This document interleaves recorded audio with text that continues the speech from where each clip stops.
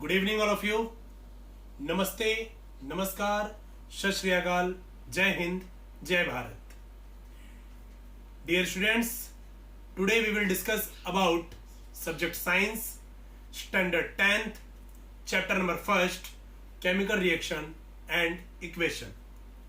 In our last video, already we discussed about some types of chemical reaction, and in that already we discussed about like combination reaction, decomposition reaction, displacement reaction, double displacement reaction, oxidation and reduction.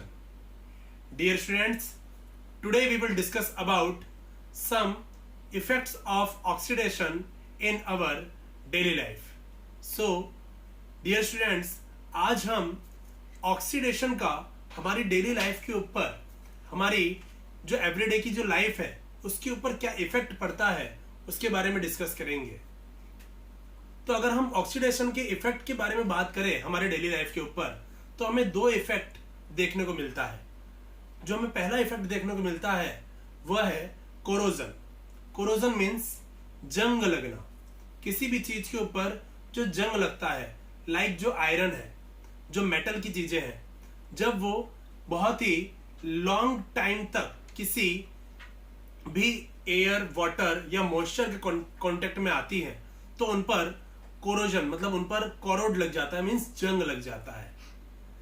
दूसरा जो effect हम देखते हैं हमारी daily life के अंदर oxidation का, वह है रेंसिडिटी। रेंसिडिटी मतलब जो हमारे फूड है, जो हमारे फूड पैकेट्स हैं, वह जब ऑक्सीजन के संपर्क में आती है बहुत ही लंबे समय तक, तो उनमें से स्मेल, बैड स्मेल या तो फिर उनका टेस्ट जो है वो बैड हो जाता है। तो उससे बचने के लिए हम क्या करते हैं और कोरोजन से बचने के लिए हम क्या करते हैं, वो आज हम इस टॉपिक के अंदर डिस्कस करेंगे। So please let's see here. So dear students, please write down this one heading in your notebook, and this is effects of oxidation in daily life. Dear students, आपको अपनी नोटबुक में ये heading डालनी है, effects of oxidation in daily life. मतलब oxidation का हमारी daily life में क्या इफेक्ट पड़ता है। ऑलरेडी हमने ऑक्सीडेशन और रिडक्शन के बारे में हमारे लास्ट वीडियो में हमने डिस्कस कर लिया है। अब इस ऑक्सीडेशन का हमारी डेली लाइफ में क्या इफेक्ट पड़ता है, इस वीडियो के अंदर हमें ये डिस्कस करना है। तो मैंने जैसा कि आपको बताया कि ऑक्सीडेशन का हमारी डेली लाइफ में दो प्रकार से इफेक्ट पड़ता है। फर्स्ट जो हमें इफेक्ट पड़ता है वो है कोरोजन, मीन्स जंग लगना।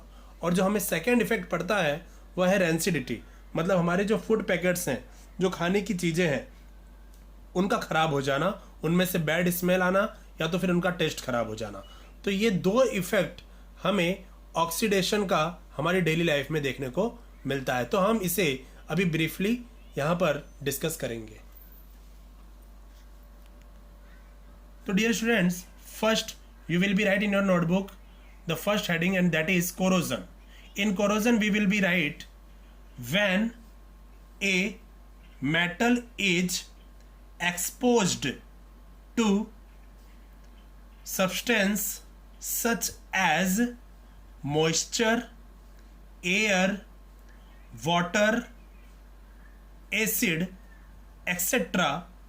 for some time, a layer of oxide is formed which weakens the metal, hence metal said to be corrode.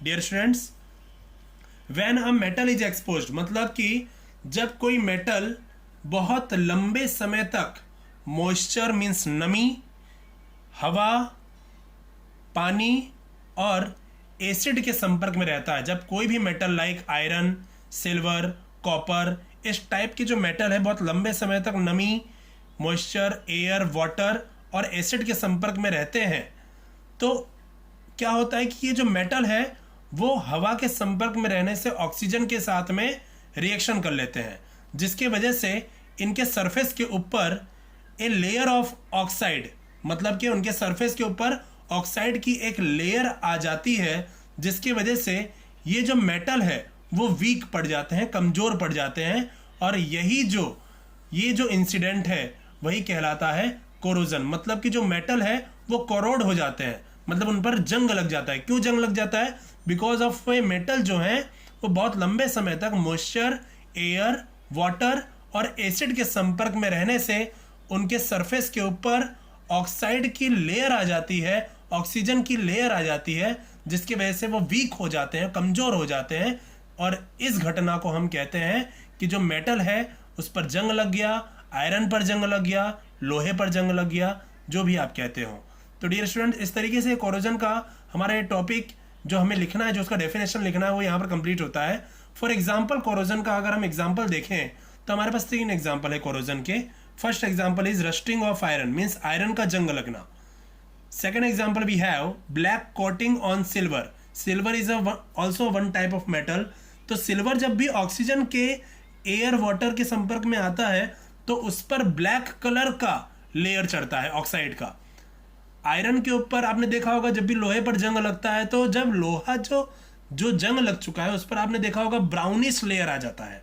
तो आयरन पर जब जंग लगता है तो ब्राउन कलर का लेयर आता है, लेकिन सिल्वर पर जब जंग लगता है, मतलब सिल्वर पर जब ऑक्साइड की लेयर चढ़ती है तो ब्लैक कलर का कोटिंग होता है। तो हम कहते हैं कि सिल्वर का कोरोजन हो गया है। तो ठीक है, तो सिल्वर पर जब जंग लगेगा तो वो ब्लैक कलर की कोटिंग उसके ऊपर आएगी। तीसरा जो हमारे पास एग्जांपल है वो है ग्रीन कोटिंग ऑन कॉपर। मतलब कॉपर का जब हम कोरोजन देखेंगे तो कॉपर के ऊपर, कॉपर के सरफेस पर ग्रीन कलर की कोटिंग हो जाएगी। तो ये एग्जांपल्स है कोरोजन के। डियर स्टूडेंट्स, अगर हमें कोरोजन से अपने मेटल्स को बचाना है तो उसका केवल 2 ही रास्ता है, या तो हम उस मेटल को पेंट कर दें, अदरवाइज उस पर ग्रीस लगा दें। तो पेंटिंग और ग्रीसिंग के थ्रू हम अपने मेटल को ऑक्सीजन मीन्स एयर, वाटर और मॉइस्चर के संपर्क में आने से रोक सकते हैं। तो इस प्रकार से हमारा ये कोरोजन का जो टॉपिक है वो यहाँ पर कंप्लीट होता है। सेकेंड इफेक्ट जो हमें देखने को मिलता है वो है रेंसिडिटी। रेंसिडिटी का मतलब है कि जो हमारा फूड है, जो हमारा खाना है, खाद्य सामग्री है, उसमें से स्मेल आने लगना या उसमें से दुर्गंध आने लगना। तो ये रेंसिडिटी भी जो है वो ऑक्सीडेशन का ही एक प्रकार का इफेक्ट है। तो let's see what we will write in this one topic. The oxidation of fats and oils when exposed to air is known as rancidity. It leads to bad होगा डियर स्टूडेंट्स यहाँ पर, okay, bad smell and bad taste of food. तो rancidity का मतलब है the oxidation of fats and oil. Fats and oil का मतलब यहाँ पर है हमारे जो खाने की सामग्री है, जो खाद्य पदार्थ है, उसका ऑक्सीडेशन होना, मतलब उसका ऑक्सीजन के साथ संपर्क में आना। तो जब हमारे खाद्य पदार्थ, हमारे जो खास करके जो वेफर्स के जो पैकेट्स होते हैं, जो चिप्स के पैकेट्स होते हैं, आपने देखा होगा, तो चिप्स के पैकेट में, वेफर के पैकेट में जो है नाइट्रोजन गैस भरी जाती है, उसमें से ऑक्सीजन गैस को बाहर निकाल दिया जाता है। क्यों? क्योंकि खाद्य जो सामग्री होती है, खाद्य जो पदार्थ होते हैं, वो ऑक्सीजन के साथ ज़्यादा लंबे समय तक अगर संपर्क में रहते हैं तो उसमें से बैड स्मेल और उसका जो टेस्ट है वो भी बैड हो जाता है। तो इस वजह से खाद्य पदार्थ को ऑक्सीजन के साथ लंबे समय तक अगर हमको बचाना है तो जैसे कि चिप्स पैकेट और वेफर के पैकेट में उसमें नाइट्रोजन गैस भर दी जाती है। तो खाद्य पदार्थ जब लंबे समय तक ऑक्सीजन के साथ संपर्क में रहते हैं, उसके साथ रिएक्शन करते हैं, तो उनका ऑक्सीडेशन हो जाता है। ऑक्सीडेशन हो जाने की वजह से उसमें से बैड स्मेल आने लगती है और उनका जो टेस्ट है वो भी बैड हो जाता है। तो इस प्रकार का जो रिएक्शन है वो रेंसिडिटी, इस प्रकार की जो घटना है वो रेंसिडिटी घटना कहलाती है। तो डियर स्टूडेंट्स, ऑक्सीडेशन का हमने हमारी डेली लाइफ के अंदर 2 इफेक्ट पढ़ा। एक है कोरोजन मीन्स मेटल का जंग लग जाना, और सेकेंड हमने पढ़ा रेंसिडिटी मतलब हमारे फूड पैकेट का खराब हो जाना।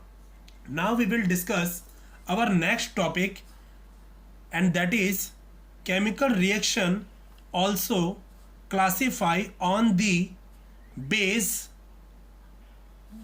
Of temperature. मतलब टेम्परेचर के आधार पर, टेम्परेचर के बेस पर केमिकल रिएक्शन को किन किन प्रकार से क्लासिफाई किया जा सकता है।